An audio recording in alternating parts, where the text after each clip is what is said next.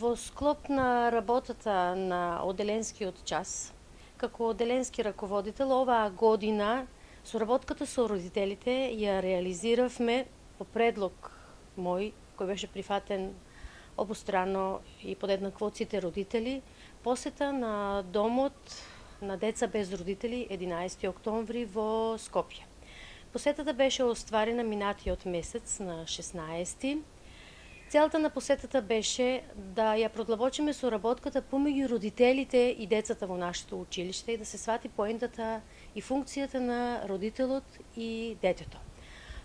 По тој повод, кога ги посетивме децата, ние однесовме пригодни поклони и бевме пречекани од дечината. Таму тој дом згрижува 50 дечина на возраст од 3 до 18 години.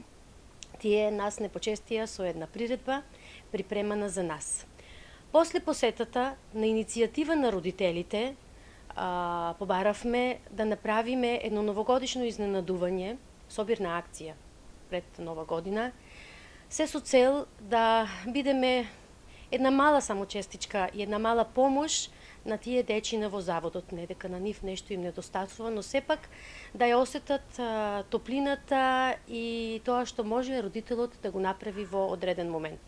Со помош на моите родители, на учениците од мојот клас 600 во основното училиште Даме Груев и секако со поддршката на нашата директорка Валентина Пеливанова, ние тоа го направивме.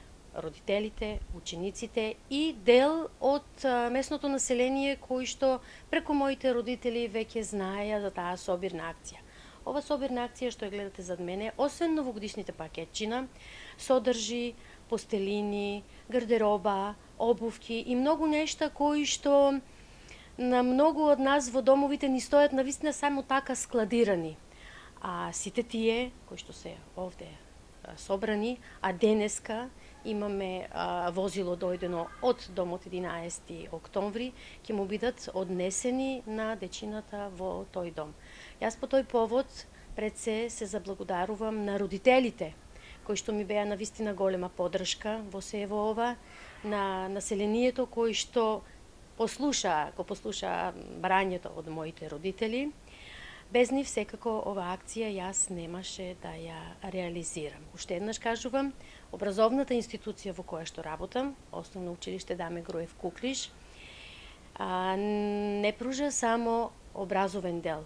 Ние нашите деца ги едуцираме да се почитуваат меѓу себе и да го почитуваат, да ја почитува ситуацијата во која што секој без да сака може да се најде.